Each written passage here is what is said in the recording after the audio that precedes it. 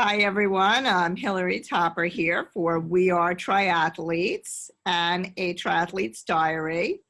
And today's webinar is focusing on the time-crunched athlete. And without further ado, I'm going to introduce you to Tim Dells, who is with CB Multisport. Tim is one of our sponsors. He's our head coach, and he also has his own coaching business. And without further ado, here's Tim. And Tim, maybe you could just give us some background about yourself and how you even got into triathlons. Sure. Thank you very much, Hillary. Just a little quick background on me. Like you said, my name is Tim Dells. I have my own coaching company here in Maryland, which is CB Multisport, as she mentioned. And I've had my coaching company here since 2011. So this is my 9th year this year. We are a full service company. We do everything from remote athletes around the country, providing day-to-day training plans for them, to training camps, to single-day clinics, to at certain Ironman races, I do the athlete briefings and the talks and the course previews. So it's really kind of all encompassing. Right now I have 21 full-time athletes that I work with every day around the country. And again, that's training plans. We do nutrition, pacing plans, fueling for races, form breakdowns and analysis. I mean, we're kind of a one-stop shop. I tell people to think of it as like if you're going on vacation, we're the all-inclusive resort. And when you show up, everything is part of the package. I'm not sending you to someone else to get any additional information or work done, because that just doesn't make sense to me for you to pay me and then have to go pay someone else. To my personal background, I was a soccer player in my youth and did some amateur car racing for quite a while. And then after some knee injuries, I got into cycling for exercise and for fitness because I couldn't run anymore. And then I got my knee fixed and went back to running, just fun, and some 5Ks and 10Ks, and spiraled out of control from there, and did a couple of triathlons after 4 years of just running, and then got hooked. And so I've been, deep in the sport ever since, and found that I'm just kind of a student more than anything. I'm not an elite level talent as far as being athletically gifted, but I like to learn. So I immersed myself into the training and the background of the sport. And after a few years of that, it just kind of, coaching started to seem like a good fit for me. And so then I started educating others, and the snowball started rolling. And now this is what I'm fortunate enough to get to do every day for a living. So I really enjoy it. So before we get into the how to figure out your time, right, which is what we're talking about right here, tell us a little bit about how you deal with virtual clients, all over the country. I mean, how do you know if their form is correct? Sure. So my company started as a local only company, and I dealt with my athletes face to face all the time, which is really the best way to do it if you can. However, there's only so many people here, right? And as I traveled around, started doing clinics and things, it kind of just opened me up to more areas and more clients. So then I started looking into ways to make that successful. And so there's a couple things that we do across the board for all of my athletes, whether they're local or remote. All of their workouts are sent the same way. We use Training Peaks because we've been on Training Peaks for a long time. And so it's really easy to send, the workouts back and forth over Training Peaks. I can provide the notes in there. My athletes provide notes at the tail end of their workouts. So That way I know, do they have a good workout, a bad workout? It's their personal feel on what happened, which I use in addition to the data that their Garmin's give me, because the numbers are only so much of a story.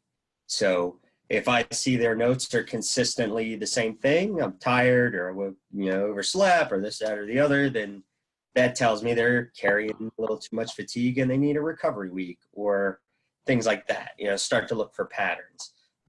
As far as form goes, there's a couple different ways that we address it. The most common way, and it's really just kind of been by chance it happened this way, is usually it's at training camps. We do a couple of them a year. We did a pro style camp in Claremont, Florida for a week at the end of January. We're doing a similar camp, but it's going to be 4 days in September in Maryland. Here, we're going to have one in Boulder, Colorado in the summer.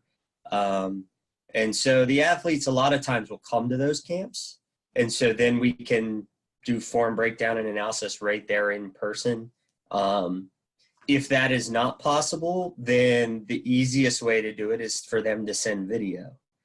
And it's really simple. Like for the pool, it's super simple. You can prop your phone up on a kickboard at the end of the lane.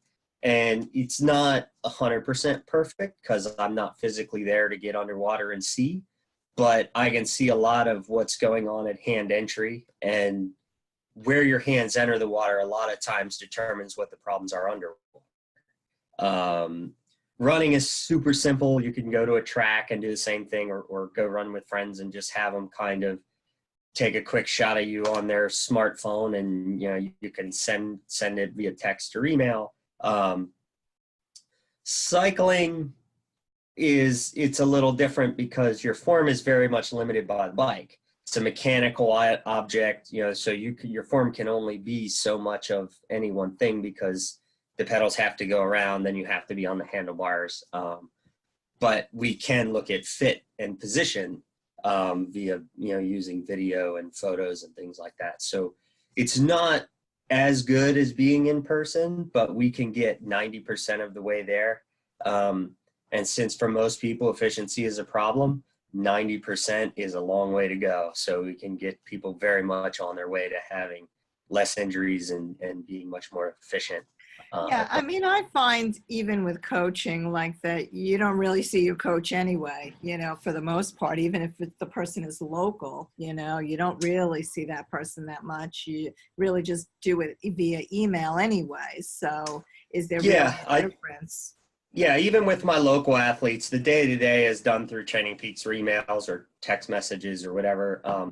I am lucky that we have a pretty good local tri-club here, which is where most of my local businesses come from because I've been a part of the club for a long time. So I do get to see everybody, most of them, weekly, bi-weekly, at worst case once a month at different events, and activities. But it's still, of course, not it's not a day-to-day, every day that we're face-to-face. Right, exactly. All right, so let's talk a little bit about being time crunched, okay? So, we have a wide variety of ages who are involved in this sport. And there are a lot of people in their 30s and 40s with young children, and they have to work full time, obviously, to afford this sport, right? So, how do you fit it all in? I mean, somebody's going into this, for me, I'm thinking, somebody local, Long Island, they're going into the city, they're catching a 6 o'clock train, they're not coming home until 8 o'clock at night, and there's kids. And so talk to us a little bit about how to really juggle yourself. Sure. So my experience working as a coach is I work with athletes with all different levels of availability. I have some that can only give me 6 hours a week, and I have some that their schedules allow them to give 20 plus hours a week. And so the key is to create a program that's going to work the best for them, because if it doesn't fit in their life schedule, then they're not going to get it done anyway. And it doesn't matter how good it is. So the first big key is to realize what your weaknesses are as an athlete. And maybe you can't say that it's swim, bike, or run, off the top of your head. But if you've done some races, you can go back and look at your results and say, well, I was 10th in my age group in the water, and I was 8th on my age group in the bike, but I was 25th in my age group on the run. Well, relative to everyone in your age group, the run is your weakest link, or whatever that sport happens to be. So if you're limited on time, the first mistake people make is they only want to do the things that they're good at because they're the most fun to do.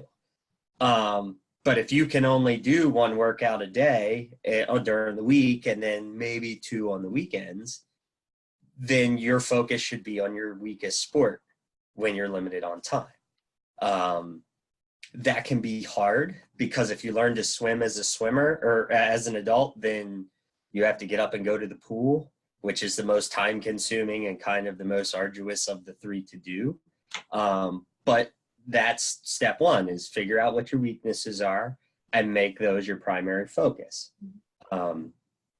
Step 2, and I've had to do this since I went to work for myself.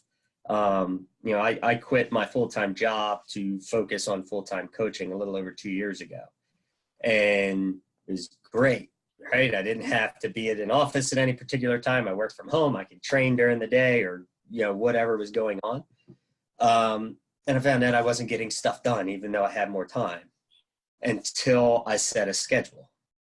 So if you schedule time for yourself, if it's 45 minutes or whatever it happens to be, if you make a schedule, then you're more likely to have the time to get your workouts done, because then you'll go and write that down and then you realize, oh, well, I have an hour that I'm sitting down and perusing on Facebook, right? Or watching TV, and maybe you can cut that to 30 minutes and do some core work.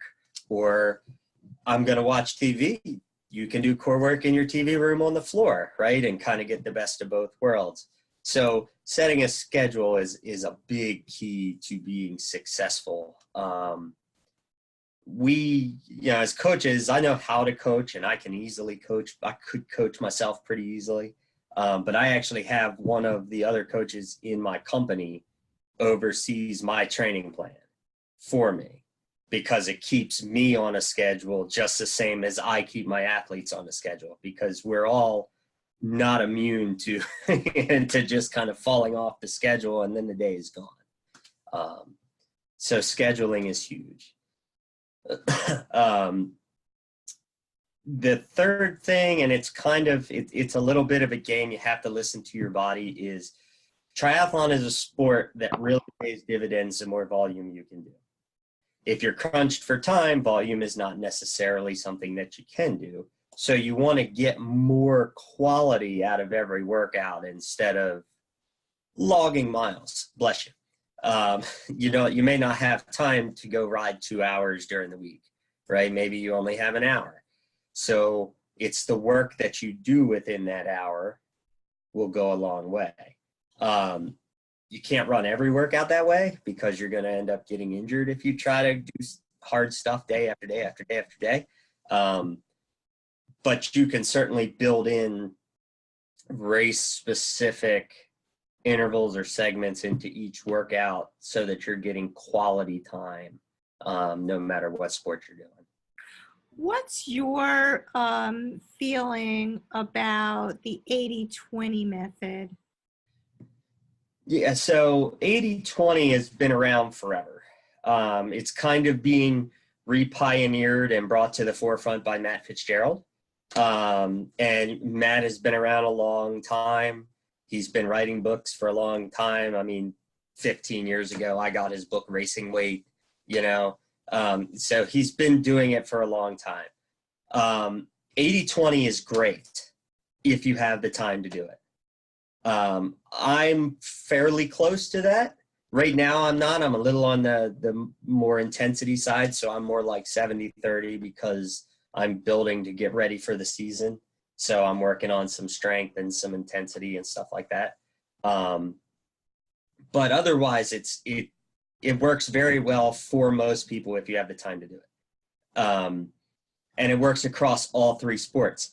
high-level marathoners, 2 hour, 10-minute marathoners and under, they run 120 miles a week. And most of those miles are 8 to 9-minute miles. And then on race day, they're running sub 5-minute miles, but most of them are slow for them, because that's how you avoid getting hurt. And it allows you to wake up the next day and work out, and wake up the next day and work out. So it allows you to be consistent. But if you're crunched for time, then you may want to look more at 65-35 or 70-30, because it'll be very easy to skew the intensity number up if your time is short. If you're training 20 hours a week, 20% is 4 hours of intensity a week. That's not very much. But if you're only training for, say, 8 hours a week, then 2 hours of intensity, you're at 25%, right? So, but in general, it works very well. So let's talk now about a beginner triathlete, right? Somebody who is completely new to the sport. How much time should they take to do a sprint? Sure. So sprints, in general, you're looking at anywhere from 300 to typically maybe 600 yards for the swim. Some of them tend to be longer, but they're typically a half mile or quarter to a half mile. 10 to 15 miles on the bike, and then roughly 5K. You could realistically, you could do a sprint on 4 hours a week of training. Really? Wow. Yeah. Now, okay, so then take us to somebody who is doing a half Ironman or an Ironman. I know there's going to be a difference there, but can you walk us through that? Sure. So they need, like, the general rule of thumb that seems to work pretty well, and of course it's all time dependent, your schedule dependent, is whatever your estimated finish time is, if you want to be like really, really prepared, ready to go, time isn't the issue. You want to be training at least weekly volume, double what you think your finish time is going to be. So if you're a 6-hour half Ironman, that's 12 hours a week. If you're a 12-hour Ironman, that's 20 to 24 hours a week. Now, obviously, most people can't do that, or my case, like, I'm a pretty decent athlete, nowhere near a pro level athlete, but, sub 5-hour half Ironman, 4:45, somewhere in that, or 4:45 in that ballpark, I'm still going to train 12 to 15 hours to prep for a half. But that's because my schedule allows it, and because my body responds well to time.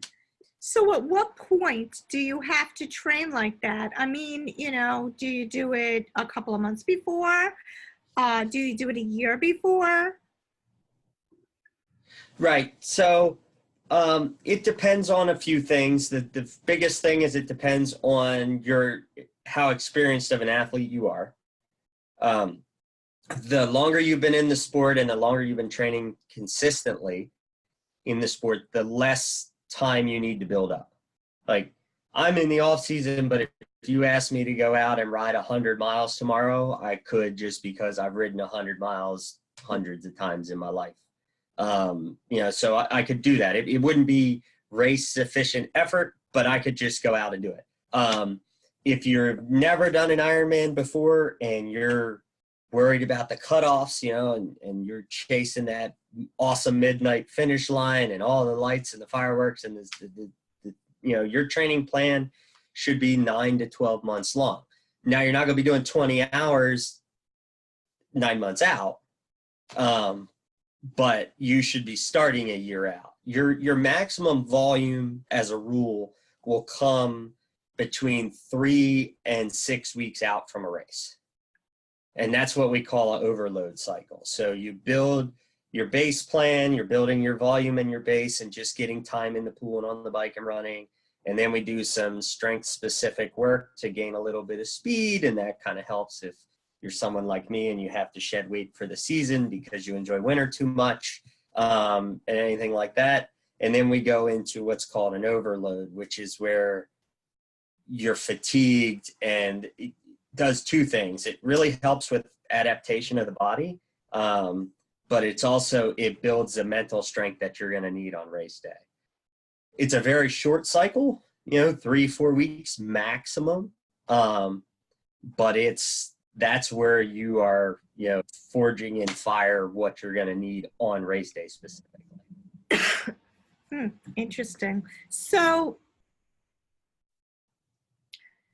when should you be doing this? I mean, should you break it up? Should you do a little bit in the morning? Should you do a little bit in the evening? I mean, I love the idea that you said while you're watching TV. I mean, for me, it's like, come 8 o'clock, I'm ready for bed. I'll watch a little TV and then go to bed. At that point, you would suggest trying to do some strength, because I have no time for strength training. So, where do I put that in? Sure. So strength training is now known to be more and more important than it ever was. And it's even more so once you get to be like 35 to 40 years old. Because then you have a change in hormones. And so you start to lose muscle mass, and, all the benefits you had of youth are now starting to slowly leave you. But if you don't have time to go to the gym and lift, right, because that takes time, core is number one, like the most important thing. It helps with body position in the water. It helps with body position across all three sports. And it also makes you less likely to end up injured. And that can be as simple as a 10 or 15 minute routine that you do in front of your couch. If you're looking for an easy way to add some functional strength at home, going and buying a set of resistance bands. They're pretty inexpensive. You're, $20 to $30 for a set of bands that'll give you 3 or 4 different weights, and you can step on one end and hold the other end and use it to do curls, or do it behind you and use it to do like a tricep extension, which is great for being in the pool. You can take them and stand on them, and then people will put them over their shoulders like a backpack, and they'll use them to do like a squat. So there's a lot of things that you can do from inside of your home with minimal equipment. Push-ups. I mean, they're one of the simplest exercise. Everybody had to do them in gym class. Whether you can do them on your toes or on your knees, they are great for shoulders and chest and lats and triceps and the things that you use in the pool. There's a thing called a flutter kick, where you would lay on your back, and lift your legs up, and you would do this with your feet. Great for your core and for your lower back, which are things that you need for your positioning in the water. So in just a couple of minutes, you can do something that's going to be beneficial. It doesn't have to be get dressed, pack your bag, go to the gym, work out for an hour, go sit in the hot tub, which we all want to do if we're at the gym, and then take your shower and go home. Like, then all of a sudden you have a 2.5 hour proposition of time versus 20 minutes. You can do something at home that's going to be beneficial to you. Interesting. So, yeah, that's great. So, I guess, the question, when I say how many hours we should do the bike, the swim, the run, and strength, it really depends upon the person and their physical fitness level, I guess. Oh, of course. Absolutely. I mean, like, I've been in the sport a long time. Like, if I train 6 hours a week, I could maintain what I'm doing, but I'm not going to see any growth, right? Because I've been training more than that for a long time. So that would be kind of maintenance for me. Like, but if you're a newer athlete, any time that you can contribute to training is good time. And this sport rewards consistency, no matter, like I said, whether it's 4 hours or it's 20 hours, it rewards consistency. So if you can do 5 hours a week, and you do 5 hours every week, week after week after week after week, you're going to see gains. If you do 5 hours this week, take next week off, do 3 hours, bounce around, you're not going to see that kind of improvement. So whatever time you have to give, just make sure you can give it consistently. And that's where writing yourself a schedule, for the day. You may not know how to plan out your workouts because you're a newer athlete, but if I know from 4 to 5 p.m. I'm going to be working out, then I'm building consistency. So that goes a long way. Wow, that's great. Great. Such great stuff you're providing us with. Okay, so I just opened it up. There's a couple of people on with us. We have a couple of minutes. We have 2 or 3 minutes for questions. Do any of you guys have any questions? Yeah. And of course, if anybody thinks of questions afterwards or after they, this is being recorded after it's over, they can always do the forum or send me a message or anything like that as well, whatever's easiest. Yeah, it doesn't look like anybody has any questions. I put them a little sleep. So what I'm going to suggest is, Coach Tim, tell us how people can get in touch with you. I know a lot of people are Facebook friends with you, and where we can always write on the We Are Triathletes group page or Facebook page, but how can they personally get in touch with you? Sure, yeah. I'm very easy to get a hold of. I work across all different media forums. So like Hillary said, either if you want to reach me through the Facebook group, or if you want to send me a private message on Facebook, you can find me in the group. It's Tim Delss, DELSS. If you want to send me an email, it is coachtim@cbmultisport.com. I'm on Instagram as CB Multisport if you want to do direct messages, or I'm on Twitter as well. Or if you want to give me a call, we can do that too. I just ask that you send me a message first, and I'll give my number out that way, so it doesn't go out to everybody on YouTube later. You don't get so many robocalls, right? Oh, it's bad. So, but yeah, I can be reached across pretty much every forum. So, and it doesn't matter if it's related to time or anything. If you have any training or racing questions, like I'm here to help the team and the group. So no matter what that is, you can always reach out and ask. And also you suggested that you had a couple of training camps that you're going to be doing. I guess the next one you said is in May. Are there openings? Yeah, so we got a couple camps. We got a day camp coming up in early May that's here in Maryland. That's going to be as a prep for Eagleman 70.3. That one has plenty of openings. It's one day, and it is the day before Mother's Day, which is kind of tough because of the holiday, but around everything else, it was the only day we could squeeze in. The crew, the company will be out in Boulder in early June. I'm not entirely sure if I'll be at that one yet. It depends, because I'm doing Eagleman in June, so I may need to rest and not travel halfway across the country. And then Labor Day weekend, we have a big pro-style camp that's geared for fall 140.6 races. That's going to be here in Maryland too, but that's a 4-day camp with professional SAG. We're going to do athlete housing. We're renting out the local swim center. Like it's going to be a full pro-style camp, but it is for athletes of all levels. Like we're not, we say pro style, we mean in the way we run it, not in terms of what athletes can come. Anybody can come. And that one does still have openings as well. Awesome. Well, thank you so much, Coach Tim, for being here today. We all very much appreciate your time. And if you have any questions, you can reach out to Tim Dells at CB Multisport.